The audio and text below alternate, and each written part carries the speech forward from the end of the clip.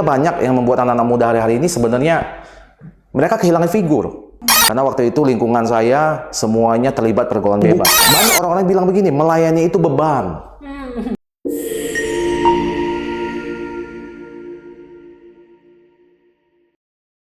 Hidup hanya sekali.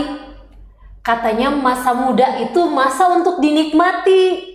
Kalau bicara soal pelayanan, nanti dulu deh. Tapi benar nggak sih pelayanan buat dinanti-nantikan? Atau saatnya masa muda ini untuk melayani dan menjadi berkat bagi banyak orang? Nah, pada malam hari ini sahabat curhat, podcast curhat bersama New Lab, kehadiran narasumber yang begitu luar biasa, masih muda, tapi melayani anak-anak muda juga. Pasti ingin tahu dong gimana beliau tentang kesaksian-kesaksian hidupnya yang nanti kita akan tanyakan. Nah, untuk tidak berlama-lama, kita langsung sapa narasumber kita pada malam hari ini. Iya, selamat malam Ko Yufin. Malam Kak Ane, malam sahabat curhat. Senang sekali saya boleh hadir. Terima kasih untuk kehadirannya. Terima kasih. Iya, gimana kabarnya? Puji Tuhan, luar biasa, dahsyat, baik. Kak Ane. Iya. Nah, pada malam hari ini kan kita mengangkat tema melayani di era Gen Z. Ya. Nah, boleh mungkin sahabat curhat yang menyaksikan katanya kalau nggak kenal maka nggak sayang nih. Nah, sahabat curhat pengen tahu sih Ko Yufin ini latar belakangnya seperti apa, mungkin dari jabatan atau organisasi yang dipegang atau pelayanan yang dilakukan. Baik. Ya, puji Tuhan, sahabat curhat. Perkenalkan, nama saya Yufindro Ko. Puji Tuhan, percayakan saya saat ini sudah menikah. Saya punya 2 orang anak. Anak saya Gen Alpha saat ini, kelahiran 2010 ke atas, 2014 dan 2016. Saya dikaruniai 1 orang putri, 1 orang putra. Dan juga puji Tuhan, saya asli Jambi. Saya melayani di Kota Batam dari 2019, saya hadir di Kota Batam. Dan sampai hari ini saya terpanggil untuk melayani generasi muda, keluarga muda. Dan juga saya juga bekerja sekuler, sahabat curhat, bagaimana membagi waktunya. Puji Tuhan, sampai hari ini Tuhan membuat semuanya dengan baik. Tuhan menyertai semuanya dengan baik. Nah, sekian Kak Ana. Luar biasa, di tengah kesibukannya masih bisa membagi waktu antara keluarga, pelayanan, pekerjaan ya kok. Kasih karunia Tuhan, kasih karunia Tuhan. Dan terima kasih bisa membagi waktu untuk hadir di podcast curhat juga. Yes, puji Tuhan, terima kasih Ana. Bisa nggak sih kok cerita sedikit nih, awal mula terjun kok bisa sampai akhirnya masuk ke dunia pelayanan dan akhirnya terpanggil untuk melayani anak-anak muda. Padahal kalau dilihat sendiri, Ko Yufin sendiri masih muda. Iya, begini. Sebenarnya kalau ngomong tentang pelayanan luar biasa Kak Ana. Saya mulai ketika saya masih SMP waktu itu, ketika saya pertama kali namanya cinta monyet ya Kak Ana Cinta monyet. Jadi saya naksir dengan seorang wanita, teman sekolah saya waktu itu, teman kelas saya, dan wanita ini juga orang Kristen rupanya. Jadi saya latar belakang saya bukan orang percaya Kak Ana. Jadi puji Tuhan, saya kenal sama satu wanita ini, satu cewek ini. Dia sering ke gereja dan saya juga ikut ke gereja waktu itu. Walaupun motivasi saya itu kepingin lihat cewek ini Kak Ana. Jadi memang luar biasa kalau saya lihat. Pertama kali saya bisa ke gereja ya puji Tuhan karena teman saya ini. Yang saya naksir ini. Cinta monyet jadi Kak Ana. Cinta monyet. Tapi keluarga waktu tahu Ko Yufin ke gereja gimana tuh? Karena keluarga saya waktu itu memang sedikit menentang untuk anak-anaknya ada di kekristenan. Jadi memang waktu itu kalau papa mama saya sebenarnya nggak seneng kalau saya bisa percaya. Karena kan kita tradisi Chinese, kita ingin anak-anak laki-lakinya memegang tradisi lama dan sebagainya. Tapi puji Tuhan, karena ngotot anak muda kan, jadi ngototnya itu lebih tinggi daripada nurut sama orang tua. Sehingga ya benar kata pepatah bilang kalau lagi jatuh cinta itu semua diterabas Kak. Jadi kadang-kadang orang tua marah sekalipun ya saya pergi. Tetap pergi juga, dikejar juga gitu kan. Makanya saya bilang luar biasa kekuatan cinta ini Kak. Kalau misalnya kita dengar saat ini orang pindah keyakinan karena mau menikah gitu. Nah, pindah keyakinan karena cinta monyet. Betul. Makanya pindah keyakinan. Sebenarnya saya bukan bilang pindah keyakinan, tetapi ketika saya pertama kenal Tuhan lewat cewek ini, saya melihat bagaimana perubahan hidup dari cewek ini kan. Jadi ketika pertama kali saya ke gereja, saya melihat bagaimana mereka memuji menyembah Tuhan. Diam-diam saya melihat dia bagaimana dia menyembah Tuhan. Jadi memang waktu itu motivasi saya kepingin dekat sama dia, ngobrol sama dia. Tapi di balik cerita itu ya puji Tuhan, dari SMP itu saya belajar untuk kenal kan. Saya belajar untuk kenal Tuhan, saya belajar untuk percaya Tuhan dari kisah ini. Nah, saya melihat sebenarnya masalah-masalah yang terjadi hari-hari ini bukan masalah the change of the religion aja. Bukan hanya bicara tentang berpindah keyakinan, tetapi bagaimana anak-anak muda hari-hari ini kepingin sesuatu yang berbeda kan. Dan saya pikir juga sahabat curhat juga berpikir apa sih yang FOMO? Nah, dulu nggak ada kan, dulu nggak ada. Tapi puji Tuhan dari situ saya mulai ke gereja, mulai melayani Tuhan, mulai terlibat dalam kegiatan anak muda. Jadi puji Tuhan prosesnya lumayan lama dan teman saya ini kalau mungkin dia nonton ya terima kasih, mungkin dia tahu saya nggak perlu sebut nama, tapi mungkin dia masih melihat, thank you untuk bawa saya. Ya puji Tuhan kan, puji Tuhan. Luar biasa. Dan sekarang di Batam melayani komunitas anak-anak muda. Iya. Jadi setelah saya SMP, SMA, saya juga latar belakang saya bukan ekonomi yang baik kan. Jadi saya tidak kuliah. Ketika saya masuk dalam dunia kerja, saya bekerja sambil saya melayani Tuhan. Jujur, ini sebuah siklus yang tidak gampang untuk seorang Gen Z ya, milenial waktu itu. Jadi untuk anak muda yang harus bekerja dan membagi waktu untuk melayani Tuhan itu tidak gampang. Tapi waktu itu karena saya melihat ada satu contoh dan saya mengambil bagian di dalam pelayanan, saya terpanggil untuk melihat, wah berarti ada sesuatu yang berbeda dari anak-anak muda yang perlu diselesaikan kan. Nah, ketika di SMA itu saya melihat, saya ketemu dengan mentor rohani saya, beliau ceritakan, beliau bagikan, dan saya lahir baru. Jadi saya Kristen atau saya jadi orang percaya itu di SMP kan. Tapi saya lahir baru itu di SMA. Jadi proses pencarian saya untuk kenal Tuhan itu tidak cepat. Karena ketika saya mulai tidak dekat sama cewek ini, saya juga tetap ke gereja, itu perjuangannya besar kan. Tapi ya puji Tuhan, SMA saya menemukan mentor-mentor rohani saya yang luar biasa, sehingga saya bisa mulai dibina dan diberikan hati untuk melayani anak-anak muda. Karena waktu itu lingkungan saya semuanya terlibat pergaulan bebas kan. Jadi waktu itu di Jambi dengan kota kecil, pergaulannya bebas. Jadi saya memilih untuk tetap di jalan yang berbeda. Oh, luar biasa. Tetap yes, puji Tuhan. Biasanya Tuhan sertai.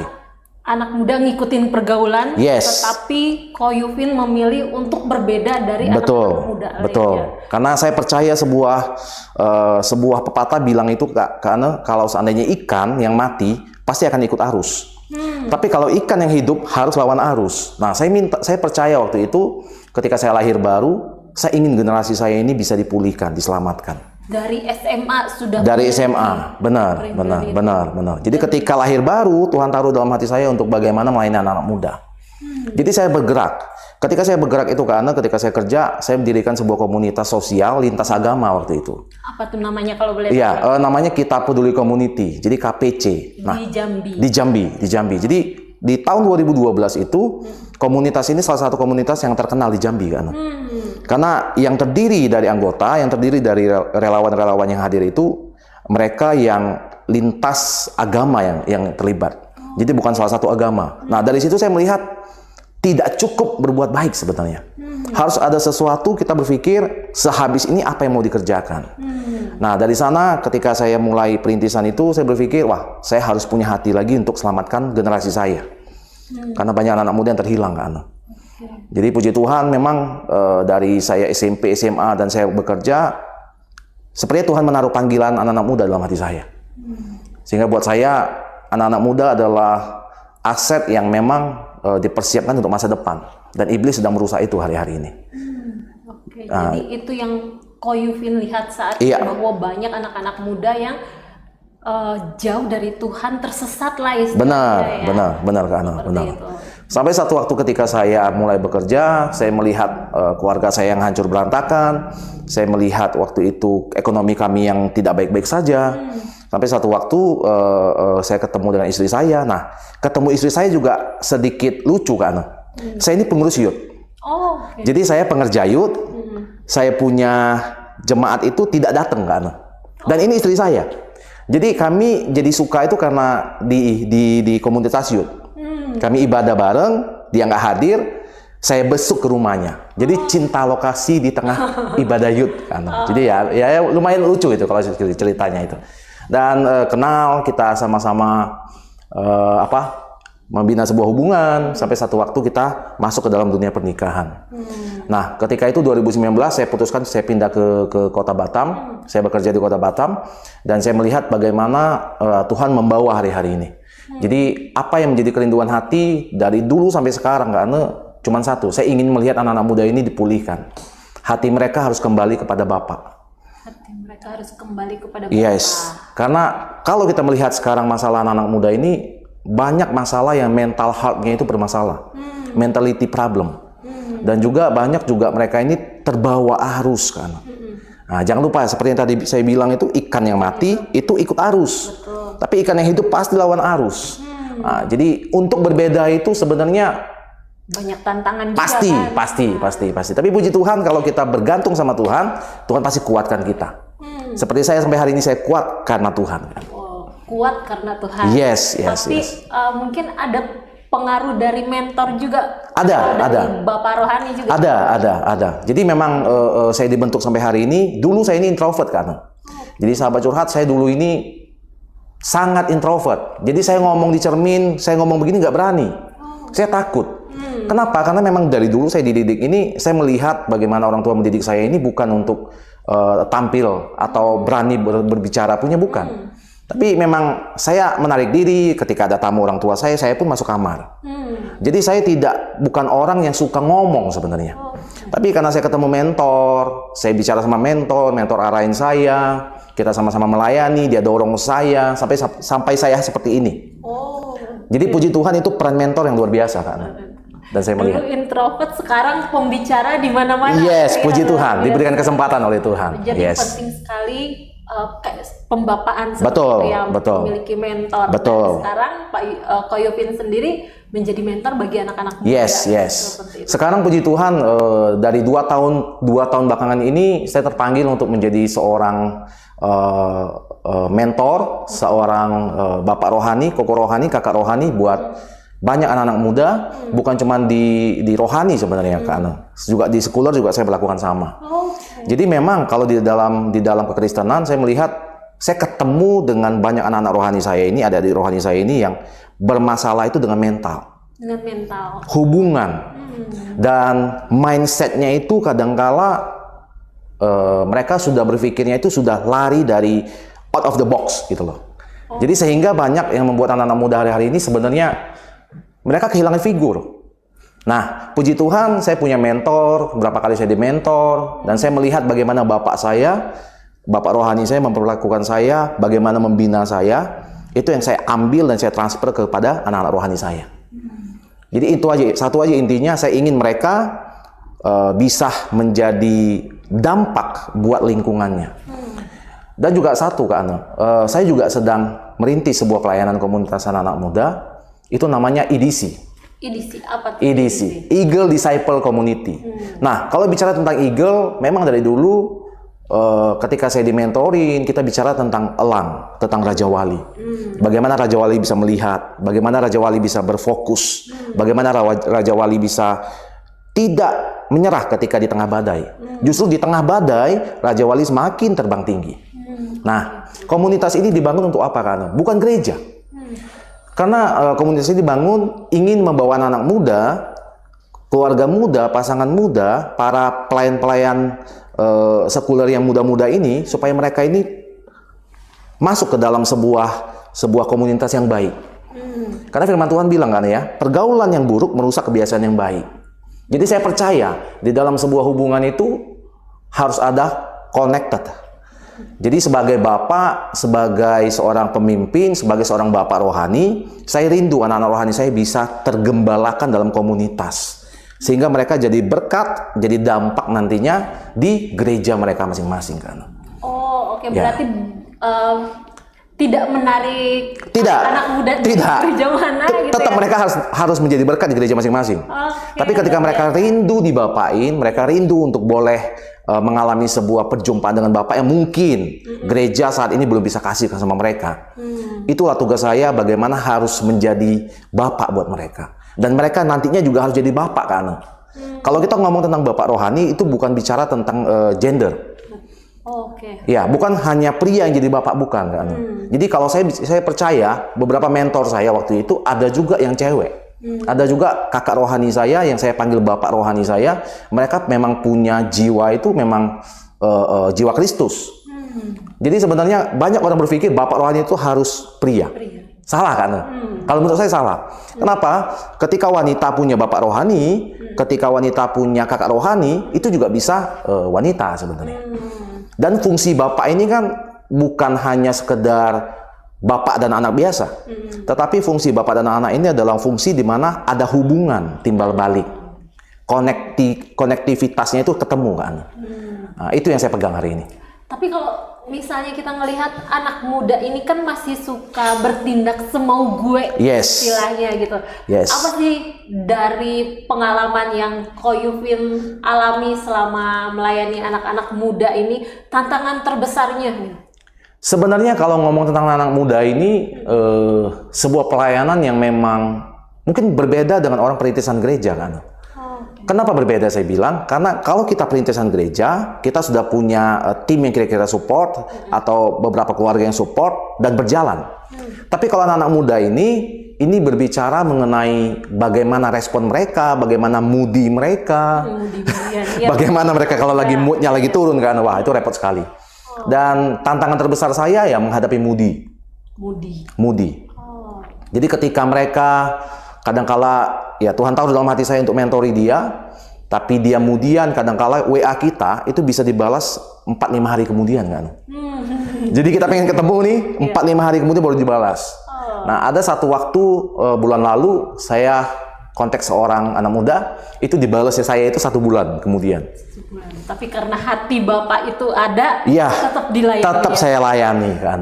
Ya gimana? Secara manusia saya dongkol. Tapi namanya melayani itu dia. Melayani adalah kita harus taruh emosi, gengsi kita, pengakuan kita, kita punya kesombongan itu di bawah kaki kan. Jadi mau nggak mau dilayani. Tapi tantangannya besar.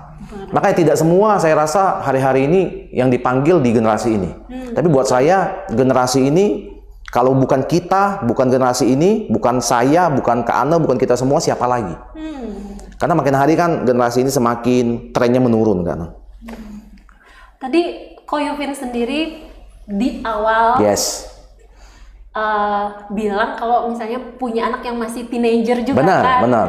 Nah itu gimana cara Ko Yufin membapai anak-anak ini kan padahal sebenarnya kalau dibilang seperti ada perbedaan usia gitu, gimana gitu supaya mereka bisa nyaman, kan Ko Yufin melayani anak muda dan melayani anak-anak sendiri, anak kandung gimana tuh? Ya, jadi kalau mengenai anak-anak saya sendiri, memang saya juga setuju kalau kita bisa melayani di luar, kita harus melayani keluarga kita dulu kan. Dan puji Tuhan anak saya ini generasi Alpha.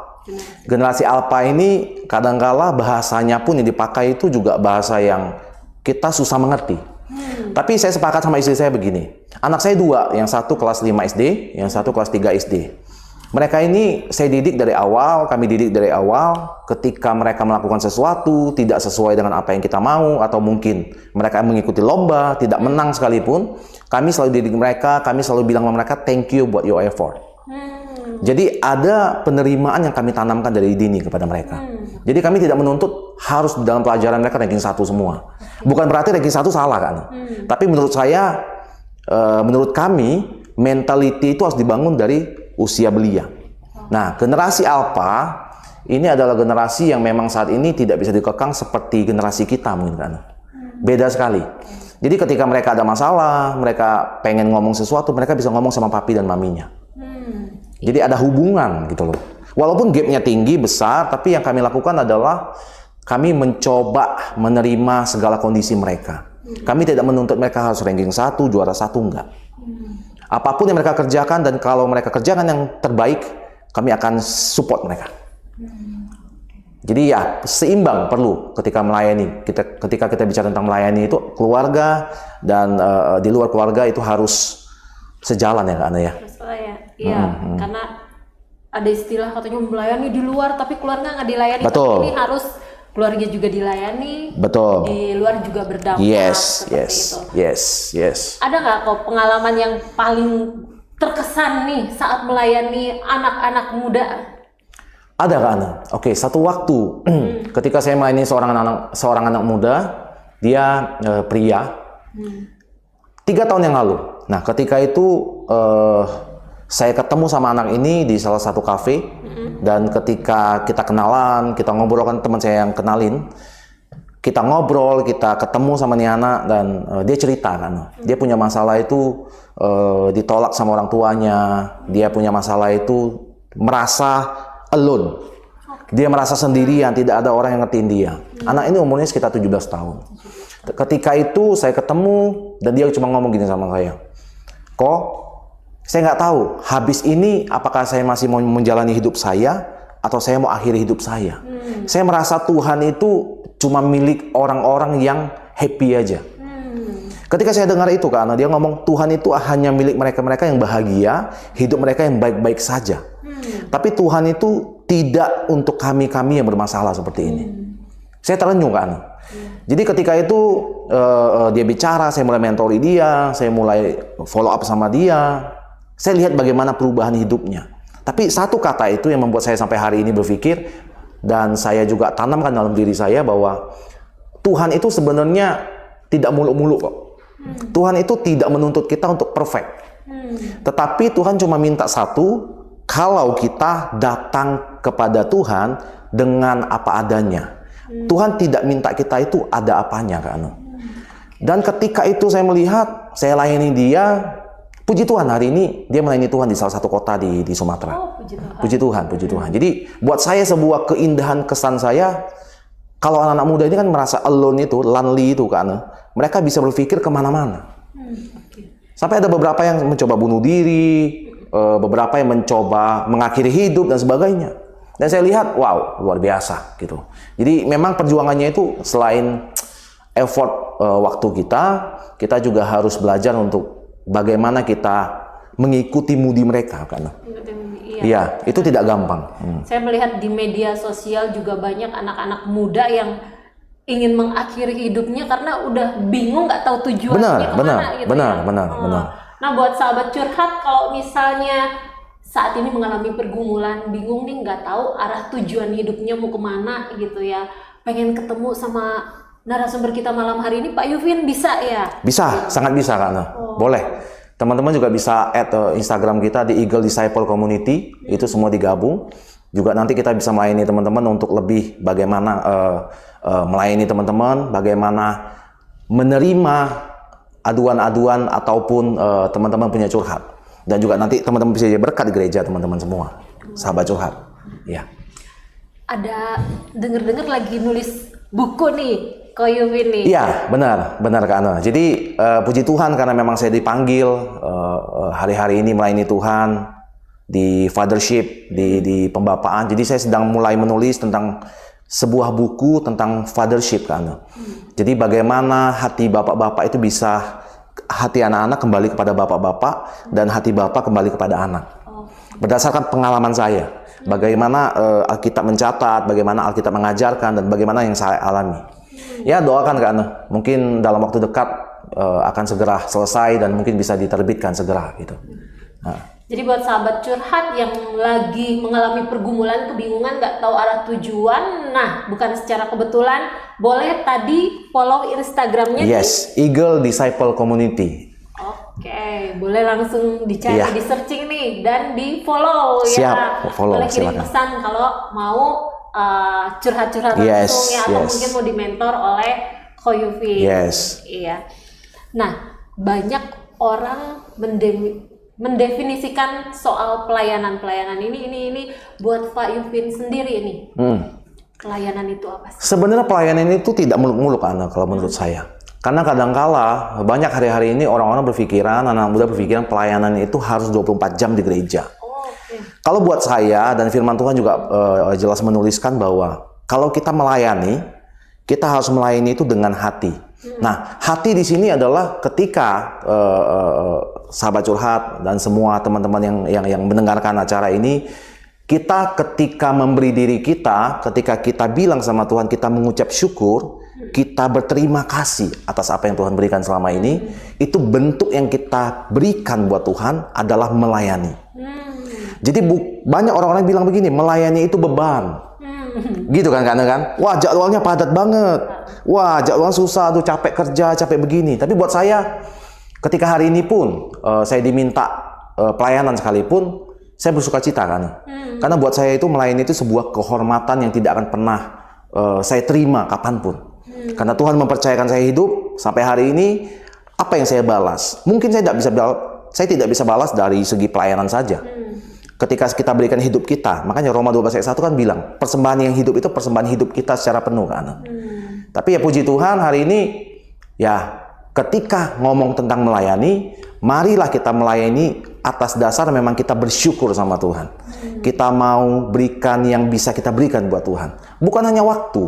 Kadang-kala orang berpikir cuma waktu berapa jam di gereja, bukan. Tapi melayani itu adalah sikap hidup kita sebenarnya. Bersyukur kepada Tuhan, sikap hidup kita, bagaimana kita berikan, bukan hanya di gereja, tapi di keluarga kita, bukan hanya di keluarga, tapi di komunitas kita, bagaimana kita jadi berkat. Oke, jadi melayani bukan bicara soal pelayanan di gereja benar, aja, tapi bagaimana kita memberi hidup yes, dimanapun kita berada. Yes, benar, ya. benar. Oh, luar biasa sekali. Nah, Ko Yufin sendiri di edisi ini ya, yes. itu ada tim atau mungkin sendiri? Ya, puji Tuhan hari ini saya punya tim 2 orang kan. Jadi kita ada di tim inti, ada tim inti. Saya minta beberapa tim inti yang untuk bergabung. Kenapa? Karena memang saya percaya pelayanan ini tidak bisa berjalan sendirian. Karena kalau kita bicara tentang fathership, tentang pembapaan, itu tidak bisa sendirian. Nah, tim yang ada 2-3 orang ini kami rutin melakukan pertemuan. Jadi saya udah mulai melakukan pertemuan dan kita komunikasi minimal by WA. Jadi ada renungan yang dibagikan, ada feedback yang dibagikan mereka, kita sama-sama satukan value kan. Pemikirannya satu, value-nya sama untuk anak-anak muda. Untuk anak-anak muda. Yes. Iya. Tapi pernah nggak ngerasa down atau mungkin putus asa atau ngerasa udah deh melayani anak muda mudi-mudian mulu, capek nih gitu? Banget. Jadi kalau dibilang down sebagai manusia biasa, kan firman Tuhan bilang roh itu penurut, tapi daging lemah kan. Kadang-kala kalau bilang tentang down, saya juga pernah down. Dan saya akui ketika saya down itu apa yang saya kerjakan? Saya biasanya ngobrol sama bapak rohani saya. Saya ngomong sama dia, Dad, saya sedang down. Saya sedang pingin di recharging balik. Makanya saya bilang, perlu adanya bapak rohani supaya ketika kita down, kita di recharging balik kan. Karena kalau kita ngomong tentang pelayanan, kita akan memberi pelayanan. Ketika kita cuman sibuk memberi, kita tidak menerima, ya energinya habis. Nah, jadi ketika down, saya datang sama bapak rohani saya, kita sama-sama doa, kita sama-sama minta kekuatan, dan bapak rohani saya tetap kuatkan saya. Kalau enggak mungkin udah habis kan. Tapi puji Tuhan lah, kita punya bapak rohani. Nah, saya bilang di sini, kenapa anak muda perlu mentor? Karena anak-anak muda ketika mereka perlu mentor, mereka punya mentor, mereka akan sudah mulai diarahkan. Bukan dilarang, berbeda kan? Dilarang sama diarahkan berbeda. Kadang-kala kan banyak orang-orang berpikir, wah kalau sudah berdosa sekali dibuang. Dilarang seperti apa? Enggak. Konsep pembapaan itu bukan bicara tentang berdosa dibuang. Tapi ketika berdosa itu dirangkul kembali. Ketika mereka jatuh sekalipun, orang lain meninggalkan dia, seorang bapak itu harus merangkul anaknya. Itu yang saya lakukan kan. Saya dicibir, saya dikata-katain, saya EGP, emang gua pikirin. Tapi saya melihat selama pelayanan saya, bagaimana banyak anak-anak muda yang diubahkan Tuhan, saya melihat, puji Tuhan kan. Banyak yang diubahkan. Banyak yang diubahkan. Iya, luar biasa sekali. Ini juga mungkin buat sahabat curhat, kalau misalnya lagi ngerasa putus asa atau ngerasa down, ya mungkin jangan ngambil jalan pintas. Atau jangan curhat di media sosial biar semua orang tahu. Tapi cari mentor ya, untuk diisi kembali seperti itu. Benar. Nah, tapi dengan apa yang Pak Yufin lakukan, apa sih harapan terbesar yang Ko Yufin harapkan bagi pelayanan yang Ko Yufin lakukan saat ini? Saya tidak mengejar kuantitas, Kak Ana. Okay. Karena banyak teman-teman yang bilang sama saya, Yufin, yuk kita bikin gereja, kita building church planting dan sebagainya. Buat saya, gereja bukanlah kuantitinya atau jumlah orangnya, tapi buat saya adalah bagaimana orang ini bisa berubah. Nah, IDC ini konsepnya begini, Kak Ana. Saya tidak akan pernah bicara tentang kualitas. Kita tidak akan berfokus kepada sebuah perayaan saja atau sebuah kebaktian besar saja. Tapi yang mau kami tekankan atau saya tekankan di sini adalah bagaimana relationship, bagaimana hubungan. Jadi kalau ditanya apa sih yang menjadi sebuah target pelayanan dalam pelayanan saya ini, atau apa yang menjadi sebuah keberhasilan atau tolak ukurnya seperti apa? Kalau buat saya, Kak Ana, saya bersyukur dan saya sangat bangga ketika anak-anak rohani saya, mereka bisa dipakai Tuhan di bidang mereka, mereka bisa berubah hidup mereka yang tadinya mungkin hancur, karena mungkin campur tangan Roh Kudus lewat saya, mereka diubahkan, mereka bisa jadi berdampak buat gereja, buat keluarga, buat lingkungan mereka. Itu sudah sebuah kebahagiaan besar buat saya, karena.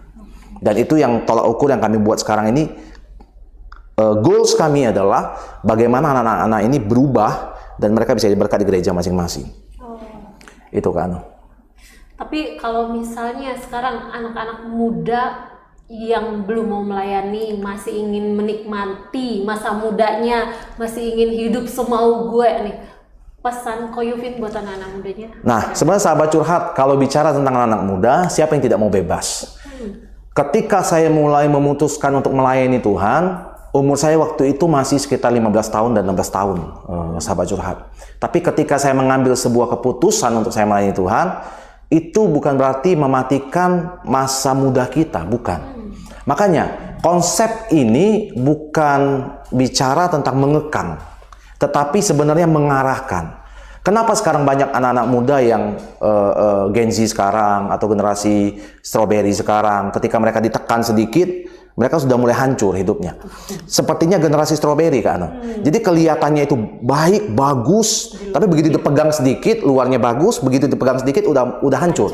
Atau mental kerupuk, yang kita baru tekan sedikit itu udah hancur, berantakan. Yang saya ingin katakan hari ini adalah teman-teman, bagaimana sahabat curhat, kita semua bisa belajar melatih mentality kita. Di mana kita bisa melatih mental kita? Cuman hanya ada di dalam Kristus. Di mana kita bisa mengenal Kristus? Cuman ada di dalam komunitas, sama-sama belajar firman Tuhan, sama-sama dikuatkan. Nah, bagaimana kita belajar untuk menjadi hamba?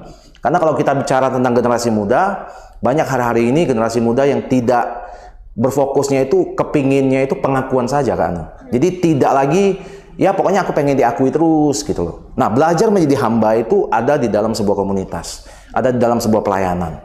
Jadi jangan skip pelayananmu kalau ingin karirmu diberkati Tuhan.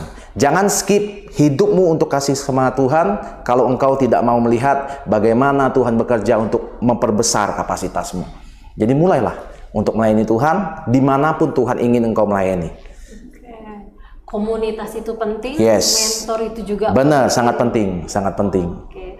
Sebenarnya masih banyak yang mau ditanyakan Ko Yufin nih, tapi berhubung keterbatasan waktu. Siap. Tapi di akhir acara ada quotes nggak yang mau Ko Yufin sampaikan? Siap, oke. Sahabat curhat, satu buah kata yang saya mau sampaikan hari ini adalah jangan takut untuk gagal. Karena ketika teman-teman sahabat curhat sedang menuju sebuah kegagalan, kegagalan adalah sebuah proses, sebuah dasar untuk teman-teman bisa going to next level. Jadi bagaimana teman-teman bisa going to next level? Teman-teman kadangkala harus mengalami penolakan, mengalami kegagalan, mengalami hal-hal yang tidak sesuai dengan apa yang kita mau. Tapi tetaplah berjalan, tetaplah move, tetaplah lihat kepada Tuhan. Dan percayalah, sahabat curhat, kita akan melihat bagaimana Tuhan bekerja, bukan sekarang, tapi bagaimana Tuhan bekerja untuk masa depan kita. Tuhan Yesus memberkati. Iya, luar biasa sekali. Tapi kalau misalnya sahabat curhat satu lagi nih, Ko Yufin, sahabat curhat ragu-ragu, mau curhat ragu atau mau nonton juga tapi pengen curhat. Ya, jadi Ko Yufin mungkin bisa berdoa nih buat anak-anak muda, sahabat curhat yang menyaksikan saat ini yang sedang memiliki keraguan di dalam menjalani masa muda mereka. Baik, baik.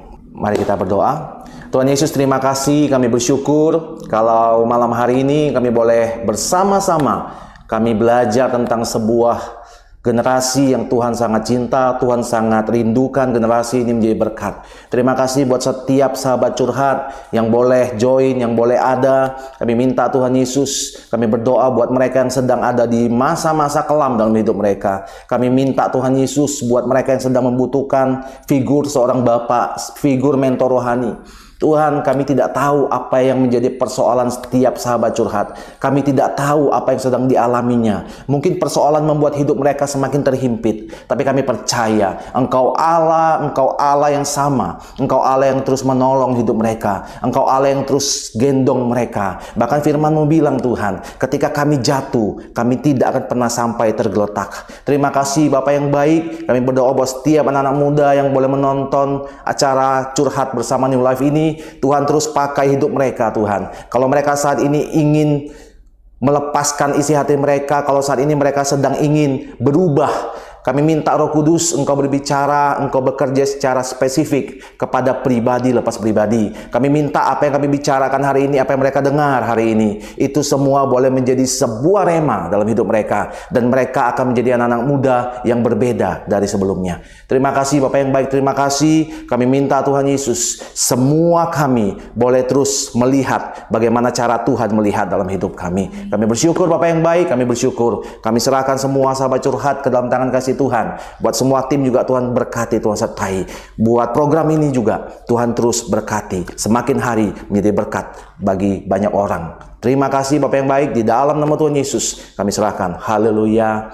Amin. Terima kasih banyak Ko Terima Yufin kasih Kak Ana. buat waktunya, Terima buat kasih. nilai-nilai yang sudah dibagikan, Siap. buat doa-doanya. Tuhan memberkati. Tuhan memberkati Kak Ana. Ya, dan kami juga mengucapkan terima kasih banyak kepada sahabat curhat yang sudah menyaksikan, dan kami percaya semua nilai-nilai yang dibagikan untuk kehidupan kita supaya menjadi lebih baik lagi dan lebih bermakna.